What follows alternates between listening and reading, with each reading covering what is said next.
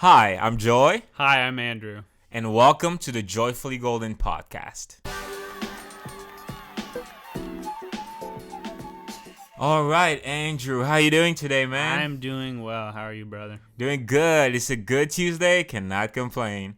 So tell us, what are we talking about today? Well, today we are talking about fear. Ooh, What that looks like. What does that mean? absolutely. So, there's a lot of definitions of fear out there in the dictionary that have been made by people.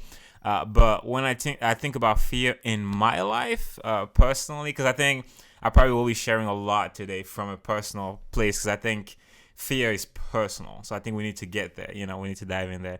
But for me, when I think of fear, I just think of the inability to realize how able I am to overcome something. And I just think of that wall that is created either by circumstances, by what I'm telling myself, by what people or the world is telling me, and just buying into that and allowing that to become a limitation. And so, because in reality, fear is all in here.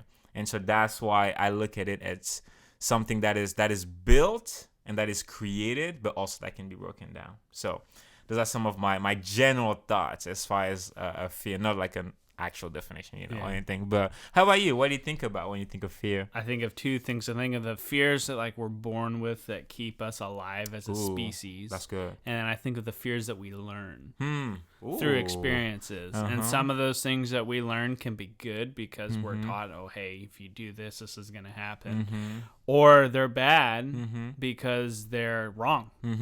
So those are the two types. That's really good. Yeah. I think most of the fears that we struggle with are based on lies, and which is why I believe fear brings out the worst in us, not the best. And so every time and again, I'm going to be speaking a lot from personal experience because I've dealt a lot with fear, and I feel like when you look at how fear affects people, like very few people can become better or accomplish great things from being motivated by fear. I feel like fear motivates you to move in the wrong direction, and which is why I think fear is based on lies. Because when something, or if something is based on the truth, I believe it brings out the best in you. Which is why I think this subject is so important, because according to science and according to research, we have one of the most scared generation ever walking on the streets. Like, if you look at the numbers of phobias that have just appeared in our population within the past 10 years only, like, it's scary numbers. Like, and these phobias are like literally like 10 years ago, they did not exist.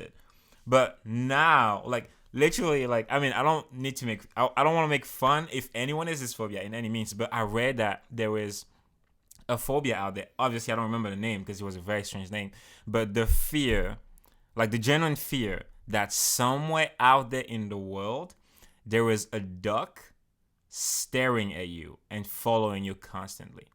It made it on the list of phobias. Really? And so, again, like, not to judge someone who's dealing with this or struggling with this. It might be stemming from an experience or anything like that. But going back to the question that you asked when you were giving all those examples, can that situation actually hurt you? Can you actually be genuinely hurt even if that phobia was realized? No, obviously no. But the only reason why that's affecting you is because in your mind, you've built the lie that situation will be hurtful. And in many ways, it's not the fault of people because, again, going back to my original point, we are built to believe in our fears. And so now the question becomes, as we're trying to live our best lives, as we're trying to be our best selves, as we're trying to bring the best of us out, how do we do that when our motivation is something that stems from a lie? And you mentioned the fear of failure, like the fear of being judged, the fear of being rejected, the fear of all these different things that we're afraid of most of the time. They're not fears that can actually hurt us, but we imagine them so real that before we know it, we see them as real, we think of them as real, and we act as though they're real. And I think it's so detrimental because it's easy to look at a wall and be able to be like, I don't know, I want to break down this wall and break it down when the wall is physically there. But when it's in here, it's not quite so easy because there's thread of thoughts, threads of lies, threads of experiences that fuel that fear, and which makes it real in your head. And I once heard a quote, I believe it was by Disraeli, that says that every single time a man boldly faces his fears and has a real experience facing his fears, the only thing he finds within those fears is just many layers of fear being afraid of itself. In other words, nothing except just thoughts, patterns, experiences, words that people have spoken into your life that have built all these layers of false evidence appearing real, but that you have trained yourself to believe is real. And so the first thing to kind of answer the question that you asked originally of what we can do practically to move forward in spite of those is, number one, you gotta face your fear. Yes. And I wish there was an easier way. I wish, but there is no way you're gonna find out that your fears are false until you face them. Because the reality is that as long as you stay away and you're afraid to face them, you're gonna continue thinking they're real. Because you're going to be like, oh, I can't get myself to do that. But the minute you do, the minute you face your fear, you have the most amazing realization that unfortunately many people never get to in their lifetime, is that it is not real. It's just many layers of fear being afraid of yourself and just perpetuating that cycle of fear. And so, number one, you have got to face your fear. You may not be able to do it alone. Get someone who's going to do it with you. You may not be able to do it with 2 people. Get 3 people that will get it with you. Or listen to something that conditions you to attack those fears. And trust me, once you get one victory over one fear, you changed to the point that, and again, I speak from experience, like once you're able to look fear in the eyes and say, I'm going to face you and really see what happened, and you realize that there's nothing behind it, it's almost like you just realize that you have a superpower. You know, there's no way fear can get you again, because you realize that there's nothing on the other side. It's just a dog barking, but with no teeth. Yes. There's nothing that can hurt you. And so that's the point that I really want to drive in the audience. Like, and again, like, there's a distinction between the fears that are real, the fears that are legitimate to keep you safe. But do not trust all these built-in fears that over time you've developed because of how you grew up, of what people spoke into your life, of what you've been watching or listening to. No, challenge those fears. Yes. Because on the other side of those, there's a stronger you, there's a happier you, there's a better you, there is a more fulfilled you. And guess what? There is a you that can help many more people also break through those fears. Because sometimes, and again, from experiences, all you need to be able to face your fear is see someone else facing theirs. Because then you see them facing them and you're like, oh my goodness, like I can face mine too. So not by confronting your fears, not only you set yourself up for better quality of life, you help anyone watching set themselves up for a better quality of life. Because trust me, fear, and this is how we should start looking into it, is an enemy of humanity. Like as a whole, we fear is an enemy. Fear makes us hurt each other. Fear makes us betray each other. Fear makes us like lose trust in each other. Fear makes us treat each other like we're less than or we're more than. Like fear brings out the worst in us. It's making life here on earth worse for every single one of us. Think of what could happen if as a species, as a humankind, we decided to wage a war not against each other, not against another country, but against fear. Think of where we could be, you know. Yeah. And those little battles, they have to start with each individual one. And one day, who knows? We might be able to push fear far enough to the point that we realize that, hey, maybe there's nothing to fear at all, you know. So.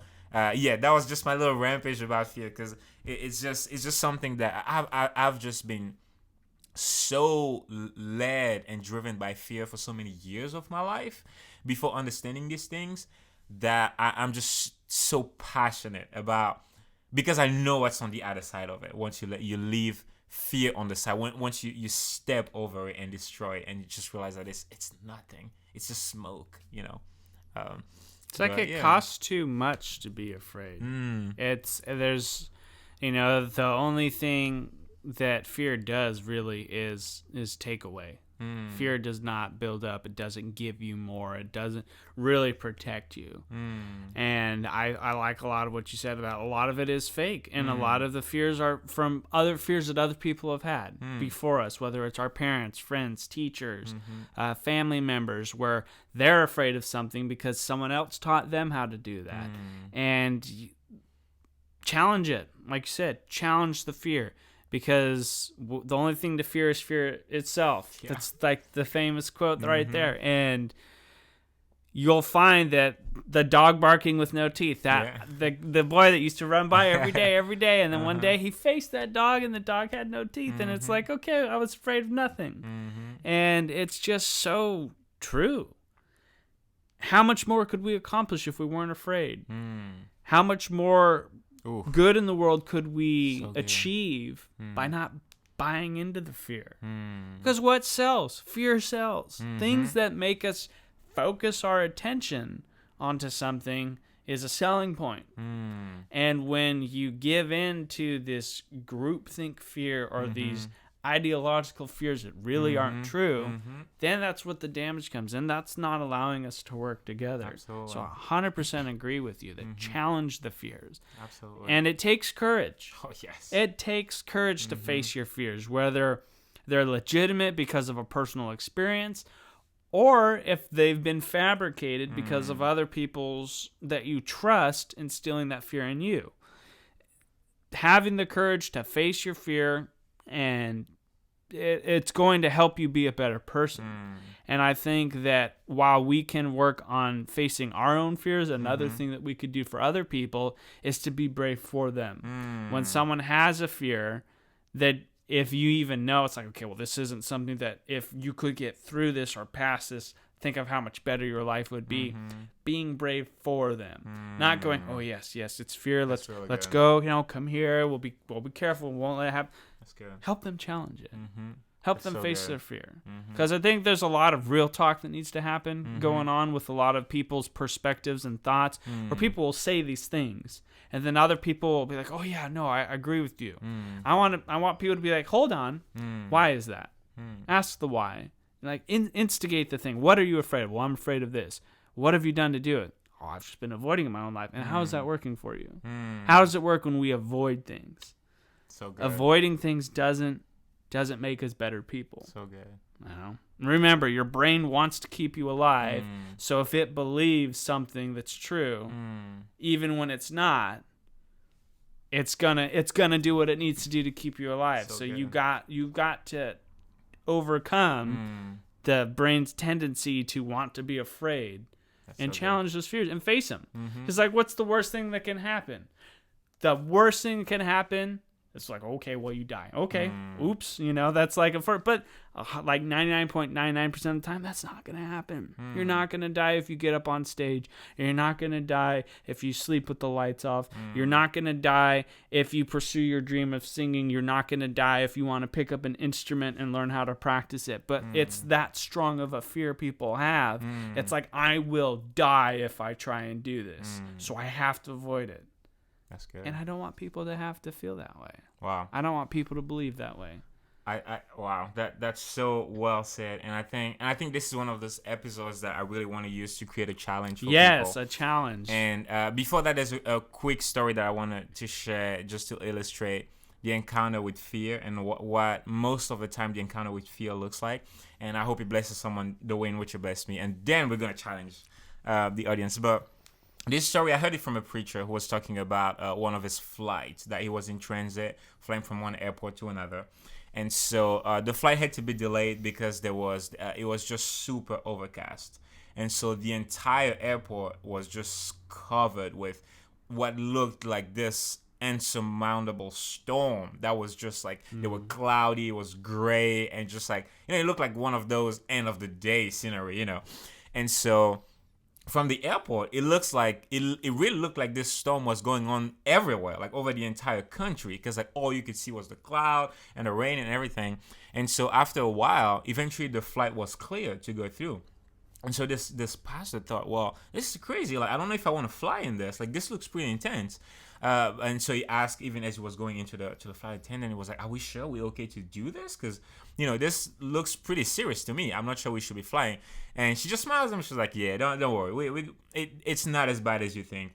And he thought, okay, I might not know that much about flying, but this looks pretty bad. Anyways, he went and sat in his chair, closed his belt, and then just was stressed out, just worried, oh my goodness, what is going to happen? And so fasting forward, to make it quick, the plane takes off, and within seconds of being in the air, they pierced out of the clouds and everything, and it was the most beautiful, just sun and white clouds ongoing for miles and miles. As far as you can see, it was just the most peaceful thing. And so he looks back and realized that all these stormy clouds that they were seeing this rain and everything only covered a little tiny pocket, which covered the airport and made it look like it was everywhere, but it was only this small pocket. Everything else was fine outside of that. And so to me, when I think of fear, that's what I think about. Like, it looks like it's this giant, unsurmountable, just deadly thing that you cannot face because you will die. Because that's why your brain is designed to tell you, as soon as there's fear, you might die, you might not make it, so don't go there. But in reality, as soon as you move towards it, you realize that there's nothing, and you go out on the other side, and life is phenomenal because it's behind you, because you never had to carry it with you in the first place. And so when I think of that story, I just want to use that to go into the challenge that I want to give to people today. And so I don't want you to go out and write everything you're afraid of or anything crazy like that. Just write one thing that you've been afraid to do. I don't know, maybe calling a friend to apologize because you were afraid how they were going to react to it, or telling someone how you really feel because you were afraid of how they were going to respond to it, or making a change, a bold change in your life, but you were afraid of how people were going to respond to it, or I don't know, public speaking, maybe make a video, put it on social media, whatever. Think of just one thing that you've been terrified for some odd reasons to do because you've built this false evidence appearing real in your mind. Write it down and make a commitment to yourself this week that you're going to face that fear. Just that one fear. I don't want you to write 2, not 3, just that one fear. And my challenge for you is, once you face that fear, see how you feel about all your other fears. And see how you feel about that fear that once was. See how you feel about yourself. See how you feel about the world, about the rest of your life. And my guess is you will write another fear down and you will go after it. And you will do it over and over and over again. And before you know it, you might realize that your entire life was trapped and you were on pause because you thought the entire world was covered by a storm when it was just this tiny little pocket. And you're going to fly right out of it. So that's my challenge for you guys. That's our challenge for you guys. Yes, absolutely. And so go after it this week and just dive into this, because life is too short to be trapped in an airport thinking that a storm is everywhere, because it's not. Absolutely. Share with us in the comments what you were able to overcome during this week. Yes, please. And as always, stay joyfully golden. See you next time.